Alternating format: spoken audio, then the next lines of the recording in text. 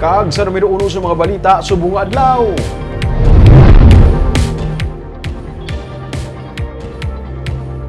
Matapos ang halos 20 oras, nakita na ang bangkay sa grade 6 student na nalumos ang kahapon sa Suba sa Talisay City.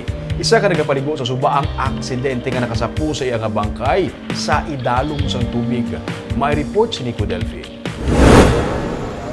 Humalin sa Martes ang hapon naging masako ang search and rescue operation naging patigayon sang Talisay City DRRMO upod sa katapos ang Talisay City BFP kag Coast Guard.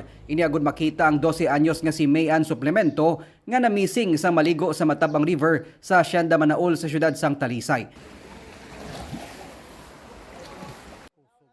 Kainas ang aga, liwat naging usoy sa mga divers kag rescuers ang suba sa pagpangita sa bata.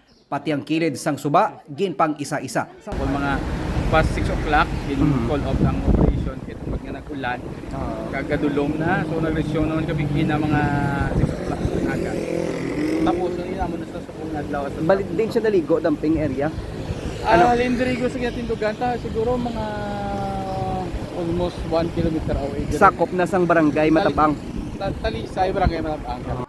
Nagupod man sa pagpangita mga ginikanan ni Mayan nga Sanday Ramel Suplemento kag Ruela Delegao. Halin sa barangay Matabang hasta sa barangay Zone 15. Istorya sang Iloy nga si Ruela bangod wala sang klase kahapon naghinagaray ang mga abyan ni Mayan kag ang iya utod nga malagaw. Lipod sa ihibalo sang Iloy nga halin sa ila balay sa barangay Bata, makalabot ang iya mga bata paligo sa suba sa Talisay. Pabayaan ko na sila, pero yung suba, why di ko ni kabalo. Kung kabalo ko ni, napunggan ko ni Kabalo sila. sa Maglangoy? Hindi sa kabalo.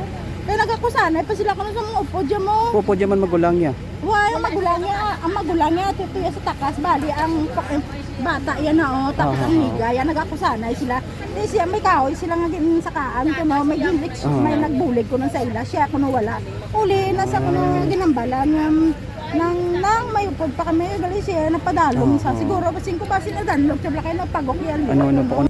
Inoras ang nagligad sa makabaton sa impormasyon ng mga rescuer nga nakita na ang biktima sa mga nangayaw man paligo sa suba sa Talisay. Suno kay Jafet Pedalino nga taga Barangay Banago sa Bacolod, nakibot sila sang mahikapa ng bangkay nga dumdum nila anay nagalutaw lang nga tuwalya. Wala sila magdumdum nga bangkay nagali sang bata nga nasangit sa kahoy kag mga bato sa tunga sang ginapaliguan nila nga linaw. Pag-check naman mo kung dalo mo rin, kayo maligo tayo mga kabataan. Tapos, Binabla naman nakita, kaya binamon daw tawel lang bla. Di pa kadto ni bla ni Jack. Pagin check ya kung tawo na naman kot sa kung tawo, papalapit naman tawo ang isa lang. may kabudlayan ng mga rescuers sa pag-recover sang bangkay bangod madanlog ang alagyan. Halos hindi man mabaton sa mga ginikanan sang biktima nga wala nang ila anak. Si Mayan ang ikalimang nga bata ni Ruela nga graduating kuntani sa elementary sa madason nga bulan.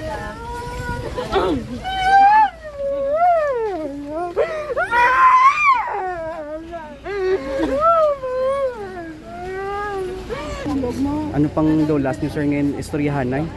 Isang antes na nagpaligo? Anong... Gabiyahe mo sa Walang lisensya si mo, ma'am? Isa kalisit siya sa ako kay pagpuli isang kila, gisugat pa sa ni Papaya. Bangod sa kakulba kag malubog ang tubig sa suba, nagtinakas naman ang pila ka mga ekskursyonista nga nangayaw man paligo sa lugar. Ginpapuli man sa mga rescuer ang iban pa nga nag-inabot sa suba agod nga mapaiway ang posible trahedya.